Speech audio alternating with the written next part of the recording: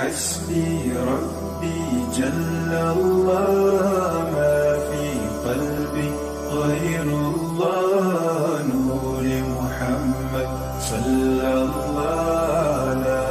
إله إلا الله. حدثنا محمد بن يحيى قال حدثنا أبو عاصم عن محمد بن رفاعة عن سهيل بن أبي صالح عن أبيه عن أبي هريرة أن النبي صلی اللہ تعالی علیہ وآلہ وسلم قال. الشمائل المحمدیہ کی یہ حدیث نمبر 293 ہے، مگر ایک بات جس کو یہاں بتانا ضروری تھا وہ یہ کہ سوموار کا دن اور جمعرات کا دن ہفتے کے اندر یہ وہ دو دن ہیں جن دو دنوں کے اندر ان سے پہلے جو چند دن ہیں ان دنوں کا نامہ اعمال جو ہے وہ اکٹھا کر کے اللہ تعالیٰ کے فرشتے اللہ تعالیٰ کی بارگاہ میں پیش کرتے ہیں. اگرچہ ان کے لکھنے سے پہلے بھی وہ اس کو جانتا ہے، لکھنے کے بعد بھی جانتا ہے، لیکن یہ پروٹوکول کا معاملہ ہے. تو اس کے اندر ایک اور خصوصیت یہ بھی ہے، ایک حدیث پاک کے اندر آتا ہے کہ ان دو دنوں میں سوموار میں اور جمعرات میں اللہ تعالیٰ رسول اللہ صلی اللہ تعالی علیہ وآلہ وسلم کے ہر امتی کے گناہوں کو معاف فرما دیتا ہے جو پچھلے عرصے میں ہوئے. الا المتہاجرین، متہاجرین بھی ہو سکتا ہے. حدیث پاک میں ہے کہ مگر وہ دو شخص جو آپس میں ایک دوسرے سے قطع تعلق کیے ہوئے ہوں اور یہ قطع تعلق ان کا کسی شرعی وجہ کی بنا پر یا کسی شرعی حق جو ہے اس کی بنا پر نہ ہو بلکہ یوں ہی ہو، تو ان کی معافی نہیں ہوتی، بلکہ اللہ پاک یہ فرماتا ہے کہ ان دونوں کو چھوڑ دو، ان کی مغفرت نہ کرو. فرشتوں سے فرماتا ہے جب تک کہ یہ دونوں آپس میں راضی نہیں ہو جاتے. ظاہر ہے جب دونوں کے آپس میں راضی ہونے کا معاملہ ہے تو پھر اس کا مطلب ہے کہ دونوں کے اندر سبب جو ہے اس ناراضگی کا اور غیر شرعی ناراضگی کا موجود ہے. اور اگر ایک شخص جو ہے وہ ناراض ہے دوسرے سے کیونکہ دوسرے نے اس کا حق مارا ہوا ہے اور ادا نہیں کر رہا مطالبے کے باوجود، تو اس صورت کے اندر جو ظالم ہے جس نے حق مارا ہوا ہے وہ اس عدم مغفرت کا شکار ہوگا، یعنی اس کی مغفرت نہ ہوگی، اور جو صاحب حق ہے جس پر ظلم ہوا ہے تو اس کی مغفرت ہو جائے گی. اور یہ بات بھی یاد رہے کہ عام احادیث کے اندر جہاں گناہوں کی معافی یا مغفرت کا تذکرہ آتا ہے تو اس سے ائمہ دین نے یہ فرمایا ہے کہ مراد صغیرہ گناہوں کی معافی ہوتی ہے. یہ اپنے آپ کسی نہ کسی سبب سے معاف ہوتے رہتی ہیں. یہ بڑا کرم ہے اللہ پاک کا، اور یہ سب کچھ صدقہ ہے ہمارے پیارے آقا جناب رحمت للعالمین صلی اللہ علیہ وسلم کا کہ گناہ بھی کرے امتی معافی بھی نہ مانگے تو اپنے آپ اللہ تعالیٰ کی طرف سے معاف کر دیا جائے. کتنا یہ کمال کی بات ہے، اور اس کا کریڈٹ ہمارے پیارے آقا و مولا حضرت محمد رسول اللہ صلی اللہ علیہ وسلم کی ہستی کو جاتا ہے. باقی رہے کبیرہ گناہ، تو کبیرہ گناہ جو ہیں وہ ماں سوا کوئی دو تین ایسے اعمال کے جن کا شرع شریف کے اندر تذکرہ آیا ہے بغیر توبہ کے یہ معاف نہیں ہوتے. بندہ توبہ کرے تو معاف ہوتا. صغیرہ گناہ وقتاً فوقتاً کسی نہ کسی بہانے سے، کسی نہ کسی وجہ سے، کسی نہ کسی سبب سے اللہ پاک معاف فرماتا رہتا ہے. مثلاً جیسے حدیث پاک کے اندر آیا کہ پیارے آقا صلی اللہ علیہ وسلم نے ارشاد فرمایا ہے الصلوات الخمس والجمعۃ الی الجمعہ کفارات لما بینہن. آپ صلی اللہ علیہ وسلم ارشاد فرماتے ہیں اسی طرح ایک جمعہ آپ نے پڑھ لیا، اس کے بعد دوسرے جمعہ آپ نے پڑھا، تو پہلے جمعے سے دوسرے جمعے تک اس درمیان میں جتنے گناہ ہوئے وہ بغیر معافی مانگنے کے دوسرا جمعہ ادا کرنے کی برکت سے اللہ تعالیٰ نے معاف کر دیتا ہے، معافی ہو جاتی ہے۔ اور یہ سب جو ہے ائمہ محدثین کا اتفاق ہے اور فقہاء اسلام کا اس بات پر اتفاق ہے کہ یہ معافی صرف صغیرہ گناہوں کی ہے، کبیرہ گناہوں کی نہیں۔ مثلا حدیث پاک کے اندر آیا کہ جو شخص فرض نماز کے بعد سبحان اللہ 33 بار، الحمدللہ 33 بار، اللہ اکبر 34 بار یہ پڑھے، اور ایک بار لا الہ الا اللہ وحدہ لا شریک لہ لہ الحمد والملک وہو علی کل شیء قدیر، ایک بار یہ پڑھ لے، تو سرکار علیہ الصلوۃ والسلام ارشاد فرماتے ہیں کہ اگرچہ ریگستان کے اندر جتنے ریت کے ذرے ہیں یا سمندر میں جھاگ ہے اس کے جو چھوٹے چھوٹے یونٹ ہیں، چھوٹے چھوٹے پوائنٹ ہیں جو اس کے، اگرچہ ان کی تعداد کے برابر، بعض روایات میں نباتات اور درختوں کے پتوں کی تعداد کا بھی ذکر آیا ہے، ان کی تعداد کے برابر بھی اگر گناہ ہوں تو اللہ تعالیٰ یہ گناہ جو ہے یہ ان تسبیحات کی برکت سے معاف فرما دیتا ہے۔ یہ بھی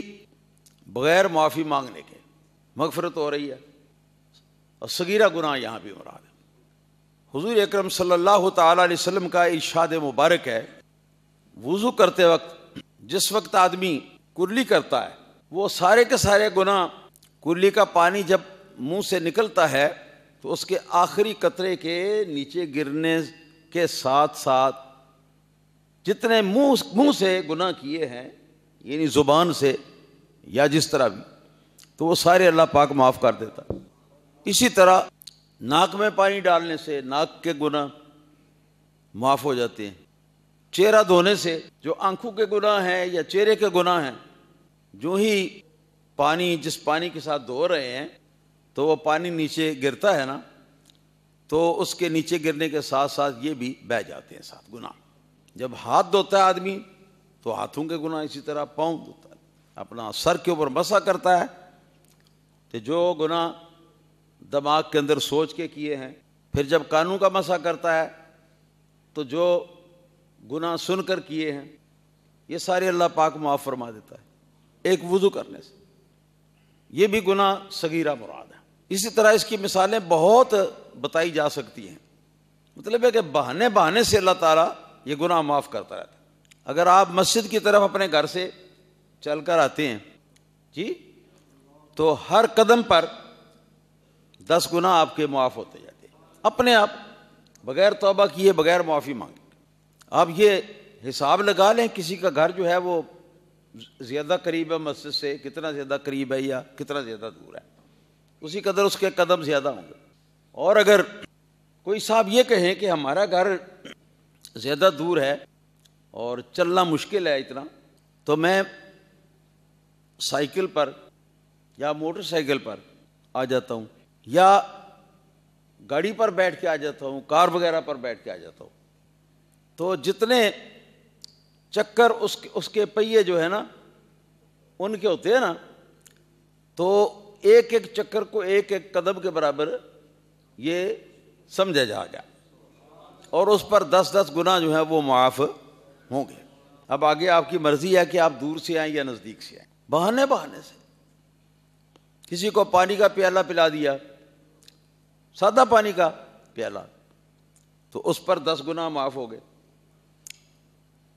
الغرض اس معافی کی تو کوئی حد اور کوئی انتہائی نہیں، لیکن جو ہے کبیرہ گناہ تو وہ بہت کم تعداد میں ایسی نیکیاں ہیں کہ جن کی وجہ سے کبیرہ گناہ اپنے آپ معاف ہو جاتے ہیں بغیر توبہ کیے، وگرنہ توبہ کرنی ہی پڑتی ہے۔ رب تعالیٰ فرماتا ہے ان تجتنبوا کبائر ما تنہون عنہ یکفر عنکم، اگر کبیرہ گناہوں کو تم چھوڑ دو، کبیرہ گناہوں سے تم پرہیز کرتے رہو، تو جو کبیرہ گناہوں کے علاوہ گناہ ہیں وہ ہم خود بہت تمہیں معاف کرتے جائیں گے۔ کتنا کرم ہے، قرآن پاک کا یہ اعلان ہے۔ علماء کے اختلاف کے ساتھ یہ ایک اختلافی قول ہے کہ حج مقبول جو ہے، حج مبرور جس کو شرع شریف کی بولی میں کہا جاتا ہے، کہ جس حج کے اندر فرائض اور واجبات تو لازمی ادا کرنے، کوئی سنت بھی ترک نہ کی ہو، تو وہ ہے حج مبرور۔ اور حج مبرور جو ہے، اس کے بارے میں بعض علماء کا اور ائمہ دین کا یہ کہنا ہے کہ اس کی برکت سے بھی کبیرہ گناہ معاف ہو جاتے ہیں۔ اسی طرح موطا امام مالک رضی اللہ تعالیٰ عنہ، یہ ائمہ مجتہدین جو 4 مشہور ہیں ان میں سے یہ دوسرے ہیں، اور موطا حدیث پاک کے اندر ان کی لکھی ہوئی حدیث پاک کی قدیم ترین کتابوں میں سے ہے۔ ان سے پہلے سیدنا امام اعظم ابو حنیفہ رضی اللہ تعالیٰ عنہ نے باقاعدہ فقہی ابواب کی، فقہی بابوں کی، چیپٹروں کی ترتیب کے موافق حدیث پاک کی کتاب جو ہے وہ آپ نے جمع فرمائی تھی، اپنے شاگردوں کے ذریعے لکھوا دی تھی۔ وہ زمانہ تھا کہ استاد منہ سے بولتا جاتا تھا اور شاگرد لکھتے جاتے تھے، اسی کو کہتے تھے کہ اس استاد کی یہ تصنیف ہے۔ اسی کی اتباع امام مالک رضی اللہ تعالیٰ عنہ نے اپنی کتاب موطا میں کی، تو اس کی ترتیب کو دیکھ کر تو اس سے پھر انہوں نے یہ لائن لے لی۔ تو اس موطا کے اندر سیدنا امام مالک رضی اللہ تعالیٰ عنہ ارشاد فرماتے ہیں کہ جو شخص مسلمان میت کو جب اٹھا کر لے جاتے ہیں دفن کرنے کے لیے، جنازہ پڑھنے کے لیے، اس میت کو کندھا دے۔ کندھا دینے کا مطلب سمجھتے ہیں نا آپ؟ جی ہاں، اس کا سنت طریقہ یہ ہے کہ سب سے پہلے آدمی اپنا دایاں کندھا یہ میت کے سرانے کی سائڈ جو ہے نا، اس طرف جو اس کی سریر کا یا تختے کا یا پالکی کا جو حصہ ہے اس کو کندھا دے، پھر کچھ دیر کے بعد پیچھے آ جائے تو اسی سائڈ میں پچھلی طرف کندھا دے، ایک طرف ہو گیا، اور اب دوسری طرف پہلے آگے چلا جائے اور بایاں کندھا دے گا اور پھر پیچھے، اس طرح کندھا دے تو نبی کریم صلی اللہ تعالیٰ علیہ وسلم ارشاد فرماتے ہیں کہ اس کے 40 کبیرہ گناہ اللہ پاک معاف فرما دیتا ہے، بغیر معافی مانگنے کے، بغیر توبہ کرنے کے۔ مگر شرط یہ ہے کہ جس میت کو یہ کندھا دے رہا ہو اس سے کچھ اس نے لینا دینا اس کا نہ ہو، کسی رشتہ داری کی بنا پر یہ نہ کر رہا ہو، بلکہ خالص محبت اسلامی جو ہے اس کی بنیاد پر کر رہا ہو، اس کے مسلمان ہونے کی وجہ سے یہ کر رہا ہو۔ اب تو پھر موج ہو گئی، کبیرہ گناہ معاف کرانا چاہتے ہیں تو کتنی اچھی بات ہے کہ آدمی مسلمان میت کو کندھا دے 4 جگہ پر، جیسے میں نے سمجھایا ہے، اس طرح کندھا دے، چاہے تھوڑی تھوڑی دیر کے لیے دے۔ اور اس کے ساتھ مستحب یہ بھی ہے، علماء نے فرمایا ہے کہ زبان سے بھی اللہ پاک کی بارگاہ میں معافی کی درخواست کر دے۔ ہاں جی، تو ایک میت کو کندھا دینے سے یہ 40 گناہ کبیرہ جو ہے ان کی اللہ پاک معافی دے دیتا ہے۔ پھر یہ وہ گناہ ہیں سارے کہ جن گناہوں کے ذریعے انسان نے اللہ تعالی وحدہ لا شریک کی حکم عدولی کی ہے، حقوق اللہ جو ہیں ان کو تلف کیا ہے۔ لیکن اگر تمہارے کسی گناہ سے انسان کے کسی بندے کے حقوق جو ہیں وہ تلف ہوئے ہو تو ان کی معافی اس سے بھی نہیں ہوتی، بلکہ اس کا صرف یہی طریقہ ہے کہ یا تو جس کی حق تلفی کی ہے اس کا حق دے کے اس کو راضی کر لو، اور یا پھر اس سے معاف کروا لو۔ اور موقع ہے ہمارے پاس، جو زندگی اللہ پاک نے ہمیں عطا فرمائی ہے، بہت لمبی فرصت آئی ہے، تو اس فرصت سے فائدہ اٹھاتے ہوئے اس سے پہلے کہ اسرائیل علیہ الصلوۃ والسلام تشریف لے آئیں ہماری روح کو قبض کرنے کے لیے، ہمیں یہ موقع دیا گیا ہے کہ ہم معافی مانگ لیں کسی انسان سے جس کا حق تلف کیا ہے، یا اس کو کسی طریقے سے راضی کر لیں، یا اس کا جو حق تلف کیا ہے وہ حق ادا کر کے اسے معافی لے لیں، الغرض کسی بھی طرح سے معافی لے لیں۔ تو بندوں کے جو گناہ کیے ہیں ان کی معافی کا بندوبست آپ لوگوں نے خود کرنا ہے۔ ہم نے خود کرنا ہے اس کا. اللہ تعالیٰ نے ان کو معاف نہیں کرنا, قیامت کے دن بھی معاف نہیں کرنا. باقی رہے اللہ تعالیٰ کے گناہ جو کیے ہم نے, تو وہ غفور الرحیم ہے, اس نے طریقے بتائے ہیں. بغیر معافی مانگنے کے بھی وہ معاف ہوتے رہتے ہیں. اور جب آدمی ہر دم اللہ تعالیٰ کی بارگاہ سے معافی طلب کرتا رہے, مغفرت کا طلبگار ہوتا رہے جی, تو پھر تو سونے پر سہاگا ہے. اور کبیرہ گناہوں میں احتیاط یہ ہے کہ باقاعدہ جن میں اللہ تعالیٰ کے حق تلف کیے ہیں کبیرہ گناہوں کے ذریعے سے, تو آدمی باقاعدہ اس کی معافی اللہ تعالیٰ سے مانگے اور اللہ تعالیٰ کی بارگاہ میں توبہ کرے. باقی یہ ہے کہ کافی گفتگو ہو چکی ہے اس مسئلے کے بارے میں. اس کا ایک حصہ ہے جو باقی نہ رہ جائے, اس خیال سے میں یہ بھی عرض کر دوں. ائمہ محققین اور اولیاء عارفین فرماتے ہیں سچے دل کے ساتھ آدمی توبہ طائب ہو جائے, جن بندوں کے حقوق مارے ہیں ان کی ادائیگی کی کوشش کرے, لیکن پھر بھی کچھ ایسے حقوق ہوں بندوں کے حقوق میں سے جن کی تلافی یہ نہیں کر سکتا, اس کی استطاعت میں نہیں ہے, یا صاحب حق مر گیا ہے,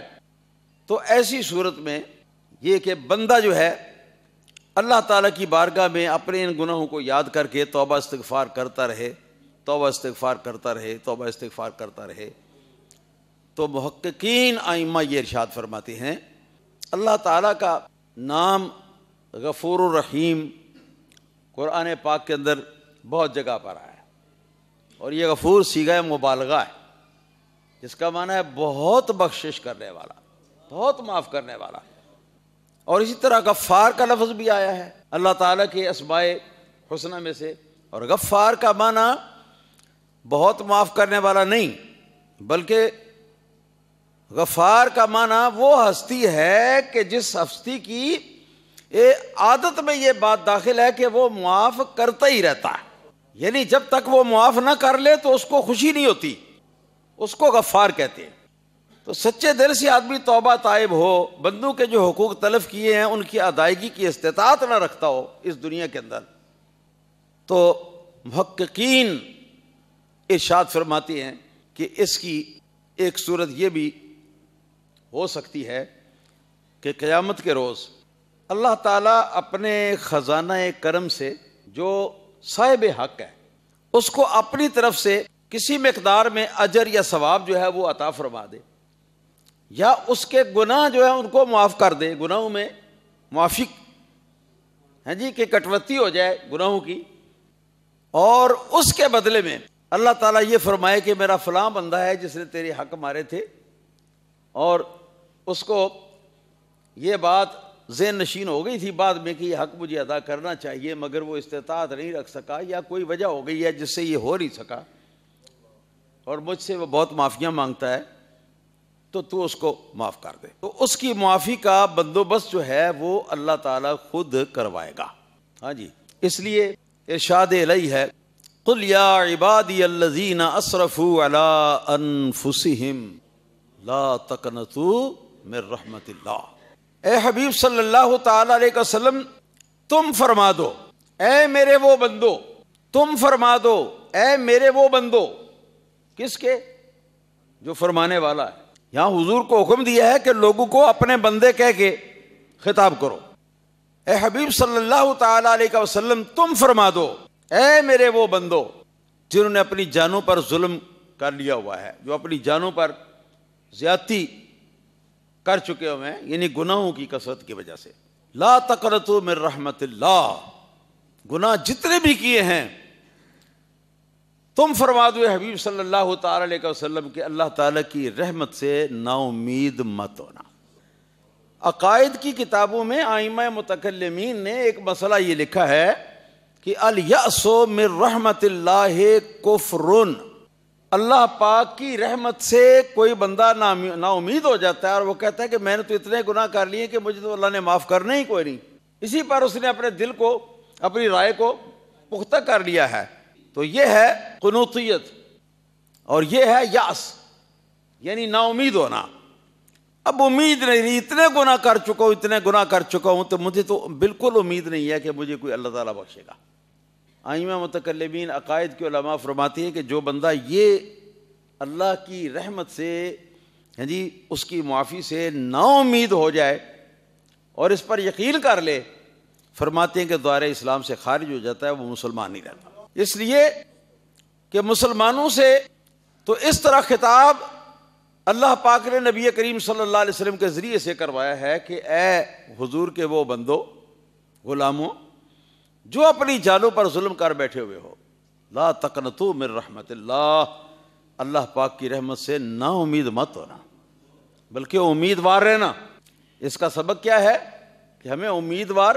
رہنا چاہیے، ہر دم امیدوار رہنا چاہیے، چاہے کتنے بھی گناہ گار ہوں، پھر بھی امیدوار رہنا چاہیے کہ اللہ پاک ہمیں اگر وہ چاہے گا تو معاف کر دے گا، وہ غفور الرحیم ہے۔ اور اسی طرح فرماتے ہیں کہ اللہ تعالیٰ کے عذاب سے،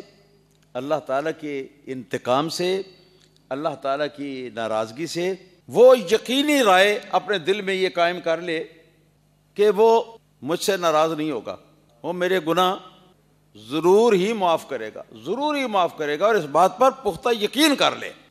تو یہ حرکت جو ہے آدمی کی، یہ بھی کفر ہے۔ امید رکھنا اور چیز ہے، اور بالقطع یقین کر لینا کہ میں چاہے جتنے بھی گناہ کروں، مجھے تو اللہ تعالیٰ نے معاف کرنا ہی کرنا ہے، یہ بات بھی کفر ہے۔ اسی لیے ائمہ دین فرماتی ہیں کہ الایمان بین الخوف والرجاء، دو کیفیتوں کے بیچ میں ایمان قائم ہے۔ ایک تو اللہ تعالیٰ کے عذاب سے، اس کے غضب سے، اس کی ناراضگی سے آدمی ڈرتا رہے، دوسرے نمبر پہ اپنے جو گناہ ہیں ان کے بارے میں اللہ تعالیٰ سے یہ معافی کی امید رکھے،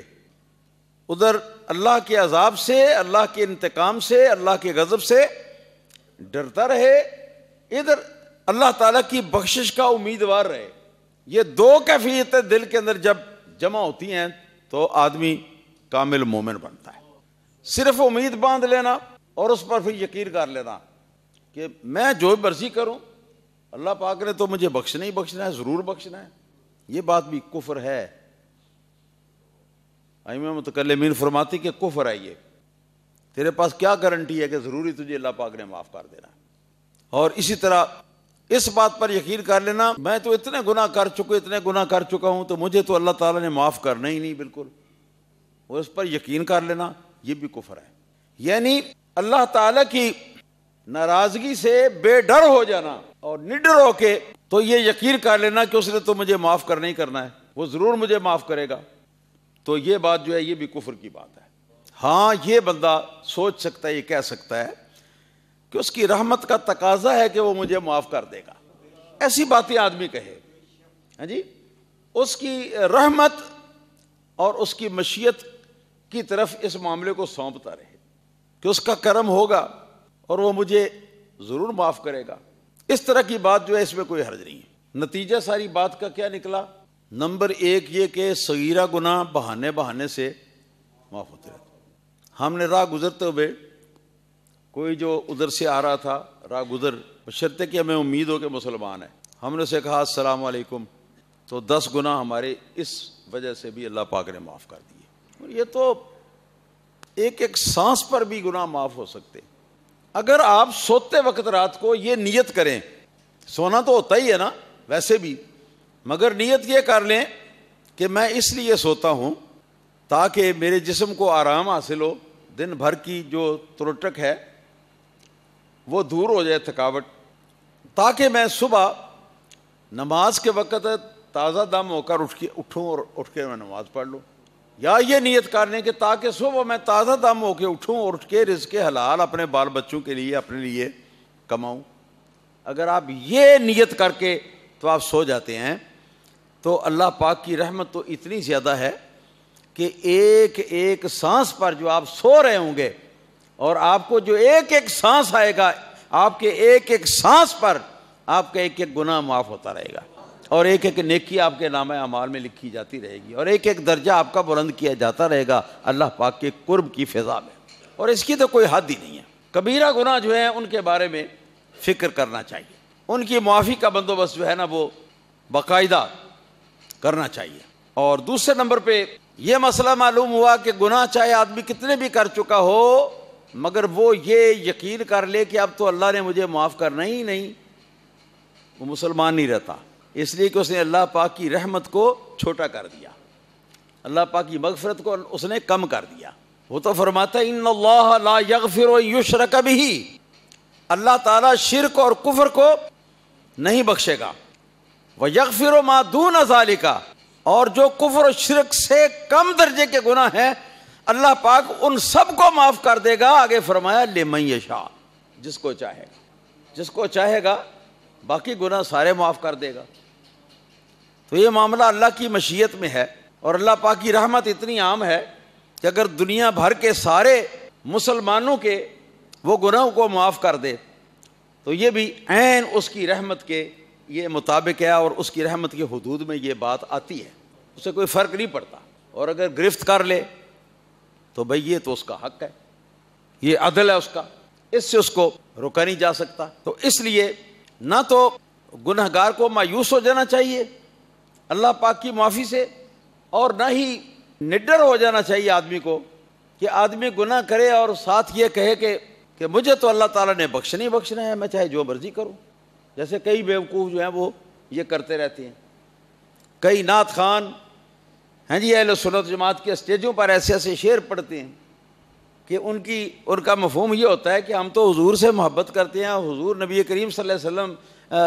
کی عزت کرتے ہیں، تو اب ہمیں کیا فکر ہے آخرت کی؟ یہ جہالت کی باتیں ہیں، ڈرنا چاہیے ان باتوں سے۔ سرکار دو عالم صلی اللہ تعالی علیہ وسلم نے ارشاد فرمایا، سنو ایک حدیث پاک، صحابہ کرام سے آپ نے فرمایا کہ اعملوا ما استطعتم، جتنا ہو سکے اپنی استطاعت کے مطابق تم عمل خیر کرتے رہو، نیک کام کرتے رہو، اور اپنی استطاعت کے مطابق برائی سے بچتے رہو۔ اور پھر اس کے باوجود جو گناہ ہو جائیں گے تو ان گناہوں کے بارے میں سرکار دو عالم صلی اللہ علیہ وسلم نے ارشاد فرمایا کہ کوئی زیادہ نیکیاں کرنے والا یہ نہ سمجھے کہ ضرور ہی وہ بخشا جائے گا اپنی نیکیوں کی بنیاد پر، یا اپنی گناہوں کی بنا پر ضرور ہی وہ جہنم رسید ہوگا، میں یہ یقین نہیں کرنا۔ پھر آپ نے یہ ارشاد فرمایا کہ نیکیوں کی بنیاد پر کوئی بھی شخص جو ہے وہ جنت میں نہیں جائے گا، اپنی نیکیوں کی بنیاد پر۔ یہ ہم ہیں کیا، ہماری نیکیاں ہیں کیا، ان کی مقدار کیا ہے، ان کا معیار کیا ہے؟ جو انعامات اللہ پاک نے ہم پر کیے ہیں وہ تو ایک منٹ کے دوران جتنی اللہ پاک کی رحمتیں اور اللہ پاک کی نعمتیں جی ہمیں حاصل ہیں، ساری زندگی ہماری عبادت جو ہے اس کا بدلہ بھی نہیں ہو سکتی۔ تو فرمایا کہ کوئی عبادت زیادہ کرنے والا یہ نہ سمجھ بیٹھے کہ میں زیادہ عبادت کرتا ہوں تو مجھے ضرور جنت ملے گی، بخشا جاؤں گا۔ تو صحابہ کرام مغموم ہو گئے اور عرض کرنے لگے کہ یا رسول اللہ صلی اللہ تعالی علیہ وسلم، تو پھر کیسے بخشش ہوگی، کیسے جنت میں جانا ہوگا؟ سرکار نے فرمایا کہ الا ان یتغمدنا اللہ تعالی بمغفرتہ ورحمتہ، صرف یہ ہے کہ اللہ پاک کی رحمت جو ہے اگر وہ ہم پر ہو گئی، اللہ پاک کا فضل ہم پر ہو گیا تو بس ہم جنت میں پہنچ جائیں گے۔ اپنی نیکیوں کی بنیاد پر ہم نہیں پہنچیں گے، ہماری نیکیاں اس قابل نہیں ہیں۔ اس کا مطلب یہ نہیں کہ نیکی کرنی نہیں چاہیے، ہم نے فرمایا کہ اپنی اپنی طاقت کے مطابق امر خیر جو ہے بجا لاؤ، گناہوں سے پرہیز کرو۔ تو پھر صحابہ کرام نے حیران ہو کر عرض کیا کہ یا رسول اللہ صلی اللہ تعالی علیہ وسلم، یہ ہے معاملہ کہ اللہ پاک کے فضل سے ہی جنت میں جانا ہے؟ آپ نے فرمایا ہاں۔ صحابہ کرام نے عرض کیا